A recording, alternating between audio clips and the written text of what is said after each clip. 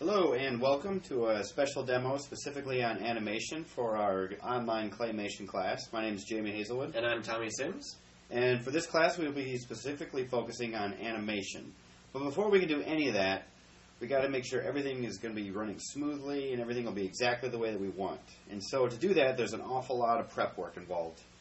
And so really, what does that mean? Well, let's break it down. First things first, we'll be coming to lighting. So we're going to pull the camera back here and show you our setup. Yes, and as you can see, these are already pre-made characters, pre-made sets from our previous films, because this demo, like we were saying before, is specifically on animation. If you want to learn about character design, set construction, those will be in other videos. So we won't really go too much into that aspect into this demo. So the lights that we use are just regular clamp lights that you can find at any hardware store. We have them attached to the beams down in the basement here. Sorry, that's a little bit bright. Here we go.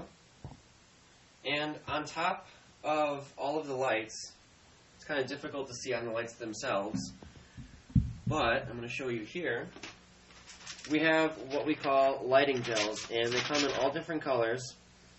These lighting gels help change the color of the lights themselves as well as dim the lights. So as you can see in the shot that we have set up, the lighting looks kind of normal, but we do have a gel that's back behind the set that's more of a blue light, and the lights that are in front of the set are more of an orange light to soften the light itself and kind of give it a warmer feel on the camera itself. Exactly. Blue almost really helps you out when it comes to making more of a night type shot. And then with the orange, it works for indoor lighting to kind of match that fluorescent-y type feel.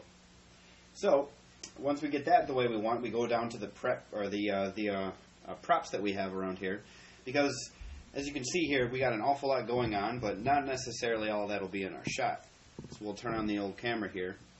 The animation that we'll be doing is going to focus on Seymour here. He'll be coming in and looking around. But as you can see, the cashier that we have over in the corner, he's not going to be in the frame itself. He's just going to be kind of standing over there. So you don't have to worry about other characters and other stuff on the set. As you saw when I pulled the camera back, that we have all these other things lying around. But you don't have to worry about that. All you have to worry about is what you see on the camera itself.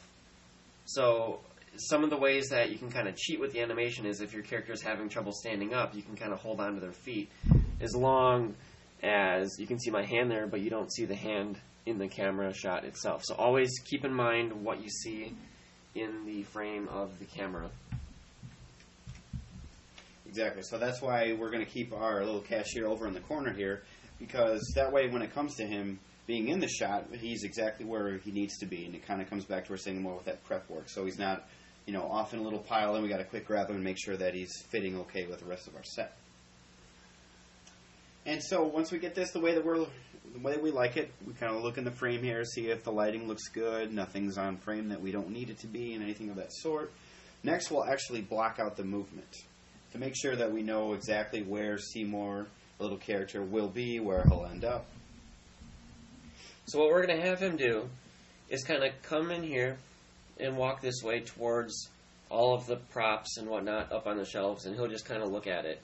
And we'll stop there for now, just for the time being. And what the camera is going to do is it's going to stay here. Seymour's going to walk into the frame, and the camera eventually will follow him and essentially be zooming in on him. But for zooming, what Jamie and I do when we animate is we don't actually use the zoom on the camera itself. What we do is actually move the whole camera. And the advantage of doing that is when you actually zoom with the camera itself by hitting the zoom button, that allows less light into the camera itself, so it will make your image darker. But also, if you're filming and you're zoomed in and your battery on the camera dies and you need to replace it, or something happens where the camera has to shut off and turn back on, you might have difficulty trying to get that exact zoomed in image ready to go. So we just move the whole tripod itself, and it also helps make a smoother movement, because when you're animating, it's shot by shot. You take a picture, and then you move your characters, and take another picture, move your characters, take a picture. So when you're zooming in, you want to see that movement. So what you got to do is move the camera a little bit, take a picture, move the camera a little bit, take a picture, move the camera a little bit, take a picture. When you zoom with the camera itself, you essentially are doing the same thing, but it's not going to be as smooth because it moves so much each time, and you can just control it a lot better when you're moving the tripod. Exactly, and that's a good mindset to have when it comes to this camera, is to think of it as an actual character itself. So you got to make sure that not only are you blocking out the movement for your character right here, Seymour, but you're also blocking out the movement of this camera, so that way it's not getting all wiggly-woggly and you're getting these weird frames in there that you weren't really prepared for. Another thing to keep in mind when you're filming is, before we get going, is to make sure your flash is shut off. What we did is we set up all of the lighting here, and when you turn the flash on, you're killing all the lighting that you set up. So when you're filming and the flash happens to be on, all you're going to see is this giant glow of light in the center of the frame throughout the entire film. It's not going to change, and it'll like create these dramatic shadows and whatnot that you really don't want to have. So you want to make sure the flash is shut off, your lighting is decent, and then we're good to go. Exactly. It just comes back to the prep work. If you want a really stark light, instead of a flash, you can just mess with these little clamps that we have up here. And so the reason why we were showing you the little movement we were having before is that way you know exactly where he'll be. That's why we were moving it with our hand. Because if you obviously didn't really prep up or didn't think about where he's going to end up, you might run into something where maybe something came in there that you didn't really account for. And another thing that helps when it comes to blocking out movements is little pieces of tape. So if you could grab that for me, Tommy. Yep. Here you go, Jamie. Thank you, sir. Because what we do with this tape here is to kind of make little markers as to maybe where he stops, where he ends, for the character and the camera. Because when we look in the frame here, it kind of comes back to these other characters and your hands, because you're not really seeing these. So it's another way to kind of cheat, is the way to show you where your character will end up, so you know exactly where he should end up.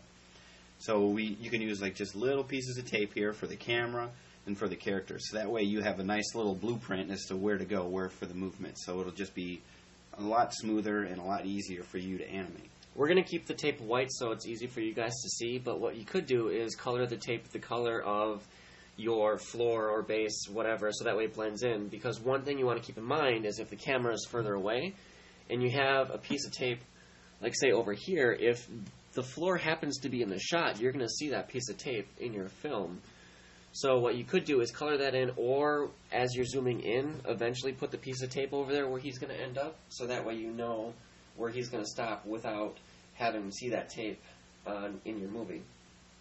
Exactly. So now that we've discussed kind of a little bit of do's and don'ts with the camera, with the movements, we seem pretty well confident as to what we want to accomplish in our next shot. So we're going to end there, and we're going to pick it up later in another demo, and that way we'll go specifically into our actual animation.